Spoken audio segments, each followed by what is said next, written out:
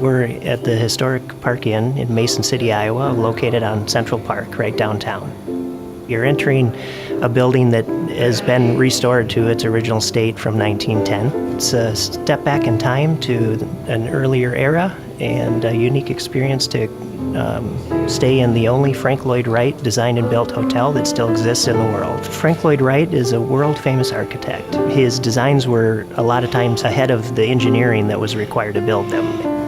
Well, we've got 27 very unique suites. No two are the same. And we have over 8,000 square feet of meeting space.